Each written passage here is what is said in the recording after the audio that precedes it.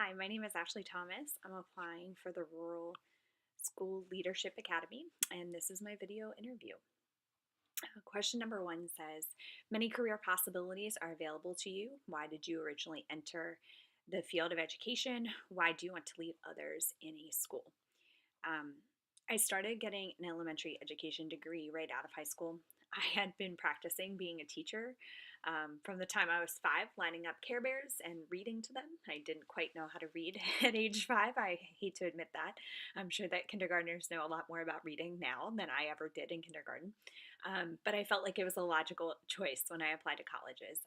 I had experimented with some other classes in high school and just knew that education was where I needed to be. However, about halfway through my junior year of college, I felt unprepared to be inside a classroom um, because although I was excelling in my classes, I didn't really feel like I had the hands on experience to teach students. Um, I felt this overwhelming sense of pressure that I was going to be solely responsible for this information that I was going to have to give them that year. And I didn't feel prepared to do that. So I opted to get a liberal studies degree um, and get myself out of college in the 4 years that I had to do that.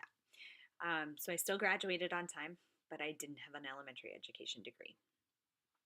If I fast forward about 2 years, I applied at a YMCA to be an after school program counselor. About 6 months into that at risk um, program that was free for kids, which I hate those terms, um, my director left. And so he and my other colleagues sat me down and just kind of said, Ashley, you're going to apply for this so that you can be the new director. I didn't really feel prepared to do that either, but I knew I had built such good relationships with the kids and with the families that I knew I owed it to them and also my colleagues. Um, I quickly realized, and I think I had already had these realizations as I had worked with these kids for the past 6 months, that they hated school. Two of the prerequisites before they could do anything fun at the Y, whether that was swimming or go to the turf field to play soccer or to play in our game room, was that they had to do their homework and they had to read, at least for 15 to 20 minutes. And none of the kids wanted to do that. I began reaching out to schools and going to visit teachers and principals to just kind of see what they needed from us as an after school program. And I kept hearing words like, oh, well, that child's a behavior issue. Um, that child won't sit still. That child won't do the work. That child's parents don't care. I didn't have those same experiences with parents. And while I understood some of the behavior concerns, because a lot of times when you have behavior concerns at school, there are some things that transpire after school as well. Um, the rest were kids being kids. And the parents, if you build a relationship with them, they do care and they always care about their kids. Um, so I wondered what schools were really doing to help kids. And after about 3 years, decided that I wanted to go back to school, but I couldn't afford any more student loans. I was already up into my eyebrows with those. Um, so I applied to Teach for America. I was accepted and became a 2011, I'm sorry, not 2001, 2011 Charter Corps member right here in South Carolina. Um, I stayed at my placement school for 5 years until my husband had to move closer to his work, or I probably would still be there. Um, I would venture to say, though, that even though I had this passion for teaching and I always thought it was something that I was going to want to do, I think that if I dig even deeper than that, my passion inside the classroom to teach students comes from an experience I had in ninth grade. I lost one of my best friends to suicide. Ian was such a gifted student and musician, but he sort of got lost in it all, in life. He didn't have a great home life. His parents were not very supportive. Um, and even though I tried to help, I went to the guidance counselor and told her what he had been telling me. Made another friend come with me because he was telling her even more than he was telling me. Um, it wasn't enough. I often wondered and have wondered for the past 20 years, um, if things would have turned out differently, if he would have had a teacher who cared more or took the time to get to know who he was as a student, instead of just assuming that he was lazy. He didn't always like to do his homework, but he had a lot of things going on at home that he couldn't always do his homework either. Um, and they labeled him as a behavior problem, going back to those labels that I spoke of earlier. Ian keeps me going every day, even on the hardest of days, because I know my students come from similar places sometimes as Ian. Some of them are homeless, some of them are in foster care, some of them have parents working 2, 3, 4 jobs just trying to get food on the table. And I respect that and I understand it. But every single kid deserves to be successful. And so Ian, the memory of Ian pushes me to know that I'm doing the right thing by being inside the classroom. So why do I want to affect why do I want to affect teachers outside that classroom? I think if you can get adults to understand that students of all colors, races, ethnicities, backgrounds deserve a place to thrive and grow and be successful. I think if you can ignite that passion in teachers, then they will ignite that passion in students. And so while I serve 80 kids right now, because I teach 4 blocks of math to 4th graders, which I love, I would love to push that even harder and reach even more classrooms. And I think that the best way to do that is to start working with teachers.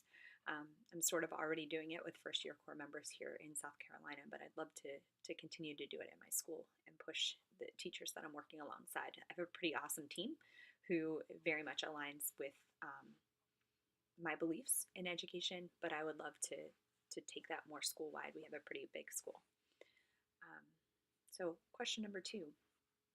Take some time to read and reflect on TFA's commitment to diversity, equity, and inclusion and the guiding questions. What do these 2 documents make you think about and or make you wonder? How do these ideas align or misalign with your experience in education so far?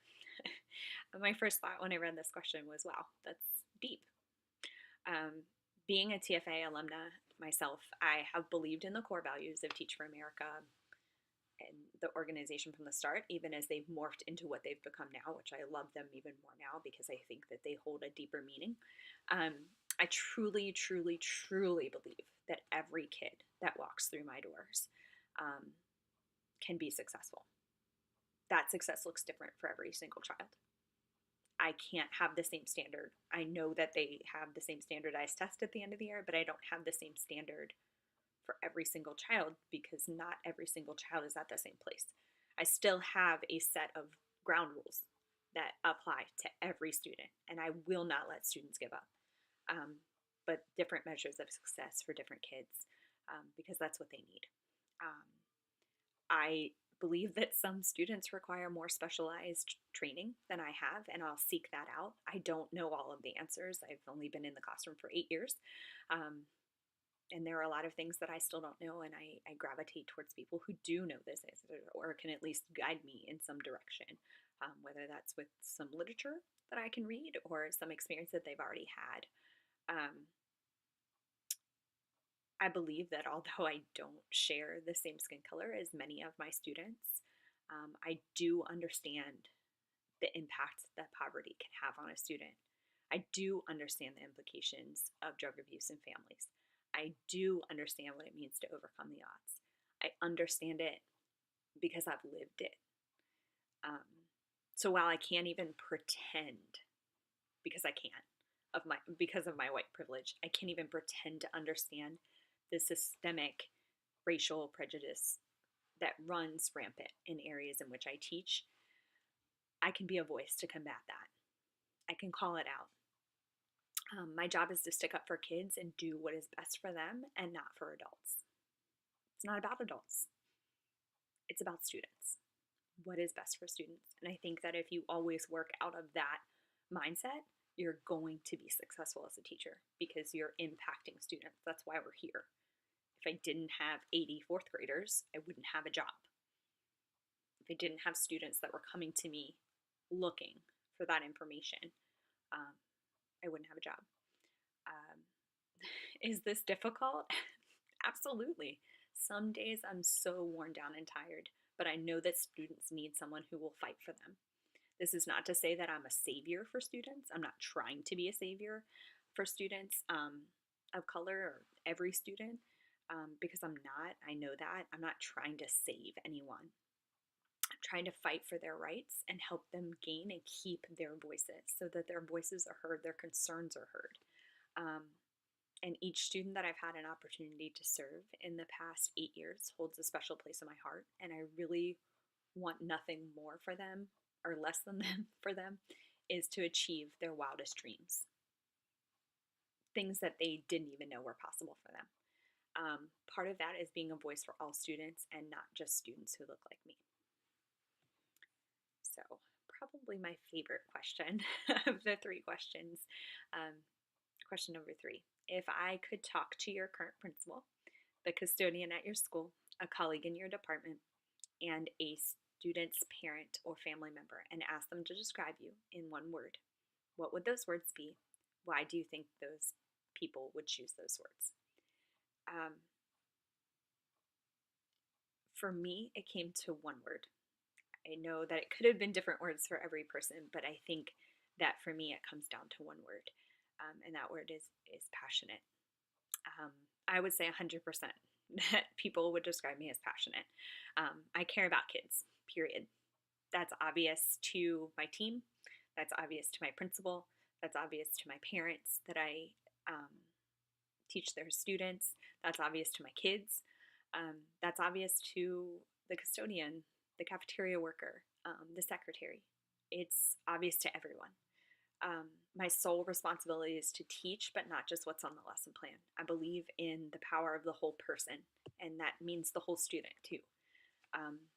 There are days where the lesson plan isn't what I typed up because there are teachable moments, whether that's about being kind or about persevering or about what to do when you feel like giving up. And so I've learned that it's to help students achieve goals that they didn't even know that they had. My job is to be kind to every single person in our school because you just never know what that person needs.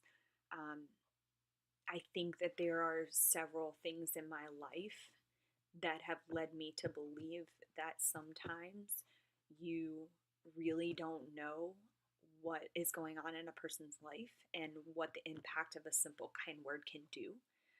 I've had those amazing people in my life who have come and said things to me or hugged me or just grabbed my hand in moments that I felt like I was falling apart. And I'm so thankful for those people. As I alluded to earlier, I grew up in a trailer park. My parents were drug addicts. You wouldn't know it 39 years later because they'll celebrate their 39th wedding anniversary this year. But they were. And I spent a lot of time with my mom's parents. And my grandparents are very much a part of who I am. They're part of my character. And my parents have poured into me.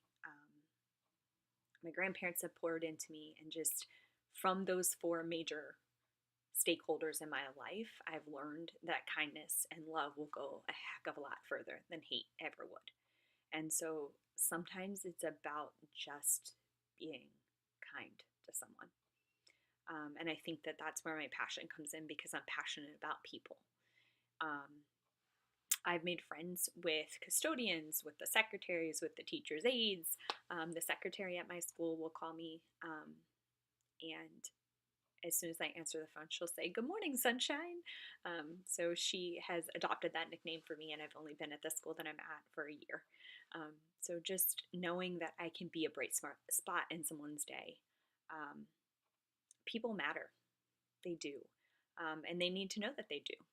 I truly believe that there are many people in my school who have jobs with skill sets that I could never do. And I try to relate to families because I know that they all have their unique stories and situations. I want them to know that I've been through some stuff too, but that I'm stronger than